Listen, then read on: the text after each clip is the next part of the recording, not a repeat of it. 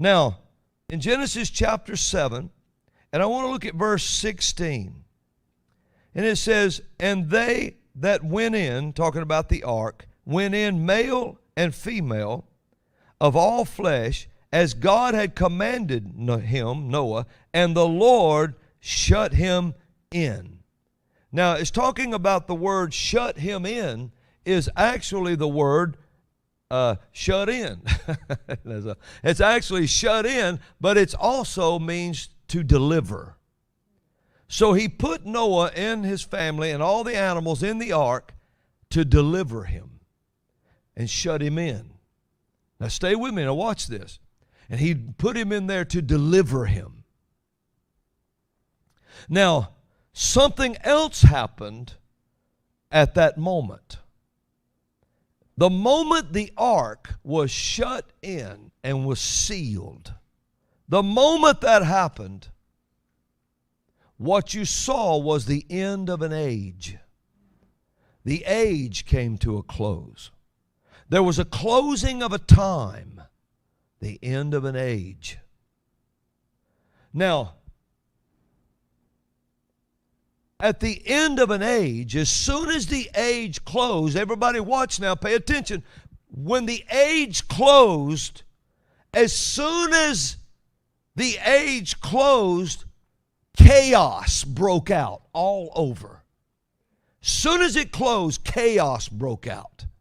Death had its reign in the earth. Everything started. All kinds of hell broke loose in the earth the minute the age came to a close.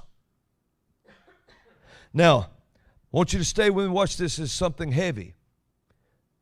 Isaiah 46:10 declares this, that God declares the end from the beginning, and from the ancient times the things that haven't happened yet.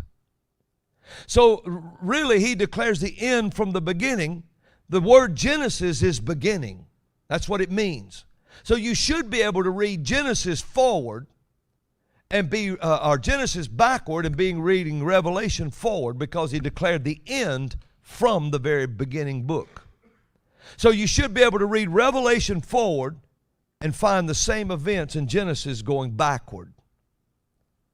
The end from the beginning.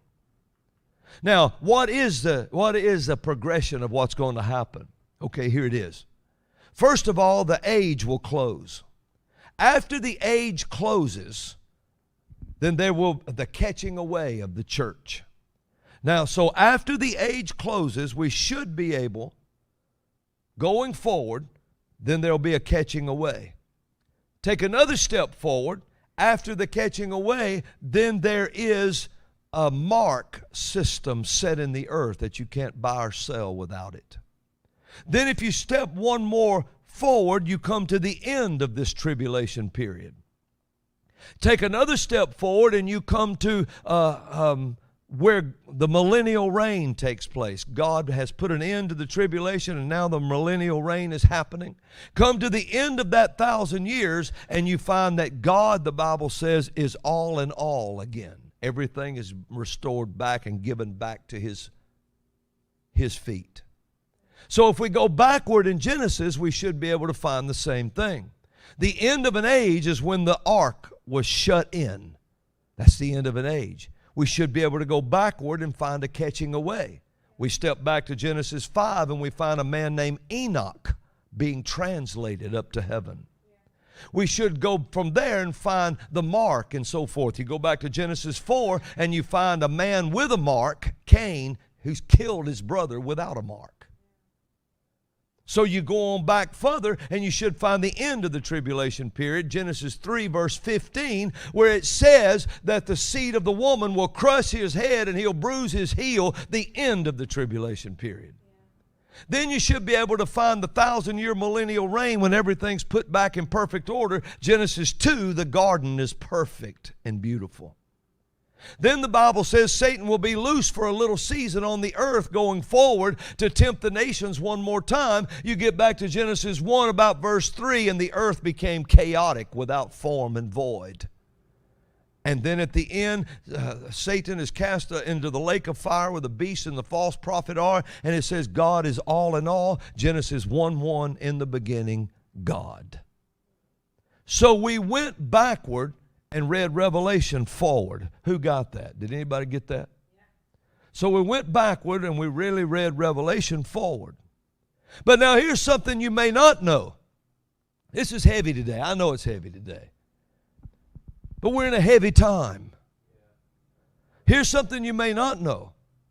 That in Genesis 2, when it says, and he told him where the gold was. He said, over there in the land of Havilah, where there's gold, in Genesis 2, when God is talking to Adam. And he starts telling him these things. And he says, the first river is Pison. He said it was broken into 4 heads. The name of the first is Pison, Genesis 2:11. That's it, which compasseth the whole land of Havilah, where there's gold. And the gold of the land is good, and there's bdellium and the onyx stone. He goes on down to mention Gihon, Ethiopia, Hiddekel, and Euphrates, and he keeps talking about all these names.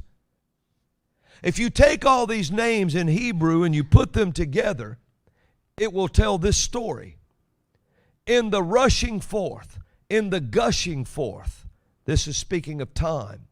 In the gushing forth of time, when it comes down to the end, it said there will arise a powerful son of Cushi, a black man, and he will have great authority, and it'll be in the time when gold is at its highest point. Well, we saw Barack Obama elected president of the United States, the most powerful nation in the world. He became the most powerful man in the world, a descendant of Cushi. And so he's foretold in Genesis 2. The problem is this. He's foretold going backward or forward in Revelation, but going backward in Genesis, he's foretold before the catching away. They pushed him into being before the rapture of the church. I know. They pushed him into being before it happened. What's been going on is they're trying to bring about the close of the age. They want to close this age. They want to bring it about to close the age. Because once the age closes, then chaos breaks out.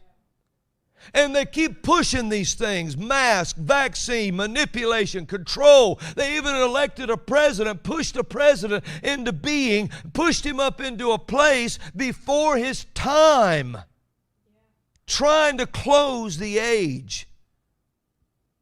Oh, I don't know, man. This is maybe too heavy. But they're trying to close an age. They want to force it shut. If they can force it shut. See, Satan manipulates time. He's a manipulator. This is what I've been talking about. He operates in witchcraft.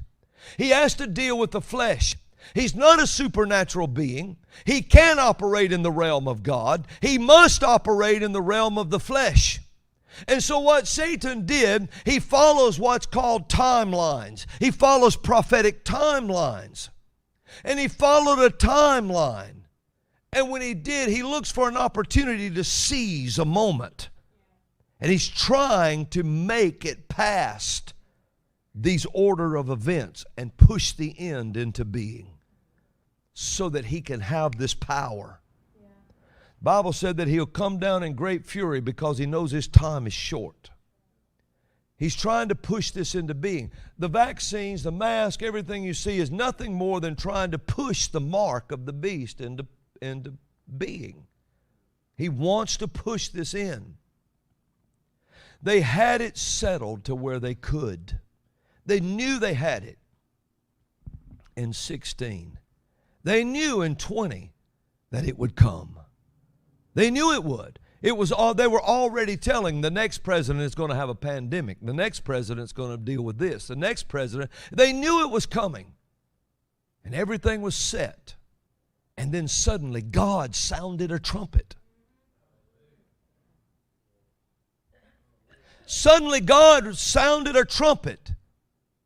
And he raised up a trumpet to his mouth and sounded it.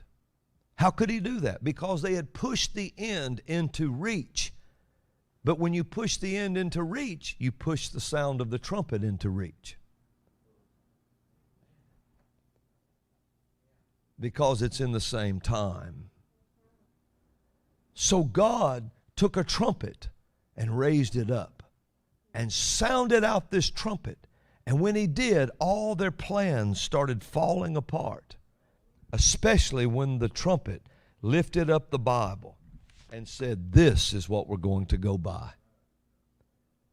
Then it scared them. Everybody panicked in the powers that be that are pushing to close an age. They just panicked.